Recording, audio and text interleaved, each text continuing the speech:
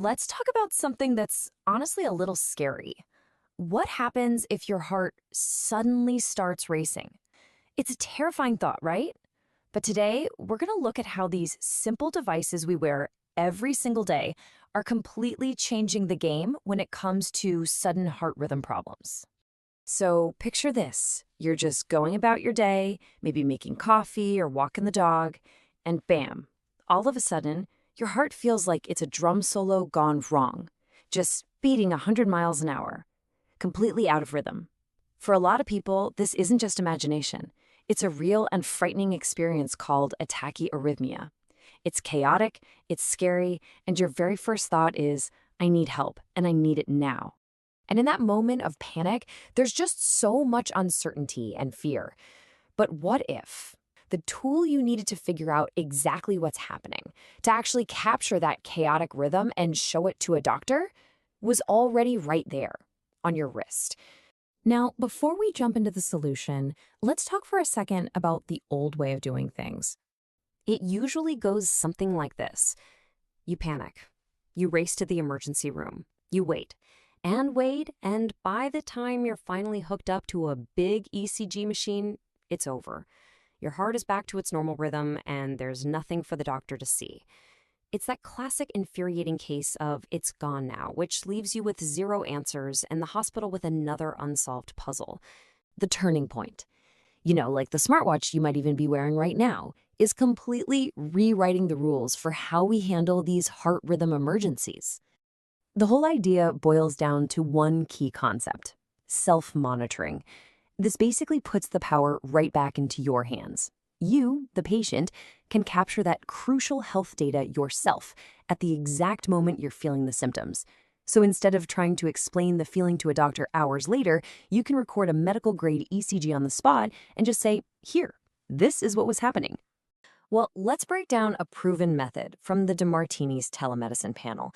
They have developed this really brilliant system for managing all of this remotely. First, you get the patient the right tool. Second, the patient sends their data straight to their family doctor. Third, the panel does the homework, researching the best and most affordable devices out there. Fourth, and this is key, they teach patients exactly how to record and send their ECG. And finally, they create tutorials to get the doctors up to speed.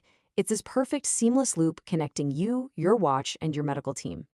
And this visual says it all. This is the goal. On the left, that's an ECG a patient recorded during an episode. You can see it's just chaotic, fast, and all over the place. And on the right, that's the calm, steady, normal heartbeat after a doctor looking at that exact data was able to give the right treatment. It's the ultimate before and after, made possible by technology. Okay, so this all sounds great in theory, but the big question is, does this new method actually work for real patients? I mean, check this out. The results from the study are just stunning. Every single patient in the program, 100% of them, was able to successfully record and send their ECG data. That just shows you how doable and easy to use this whole approach really is. This success wasn't just for the young or tech-savvy folks. The study found that collaboration was 100% across the board, no matter what the patient's background or education level was. It proves this whole thing is genuinely accessible to pretty much everyone. And it's not just the patients who are winning here. The hospitals have totally embraced the system. Why? Because it leads to way better coordination, and you guessed it, it seriously reduces their workload by catching and treating these things remotely or preventing so many unnecessary, stressful trips to the ER. But, all right, let's be real. It's not a perfect system, at least not yet. While the patient and hospital side of things is a massive success, there are still some pretty significant roadblocks we need to clear before this can become the new normal for everyone. So here's kind of a report card of where things stand. The patients, they passed with flying colors. They're ready, they're willing, they're on board. The hospitals, they see the benefits. They're coordinated. But where we still need some improvement is with general practitioners and, no big surprise here, bureaucracy. It seems one of the biggest hurdles is that a lot of family doctors are still hesitant to actually adopt these simple, effective tools. And then there's the other classic villain of progress, bureaucracy. As is so often the case in healthcare, old, inefficient habits are just really hard to break.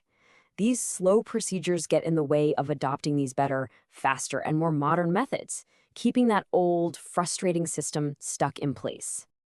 And all of this brings us to one final, really provocative thought. The technology works. The patients have proven, without a shadow of a doubt, that they are ready, willing, and totally able to be active partners in their own healthcare. So the real question we have to ask is this: is the healthcare system itself finally ready to trust them?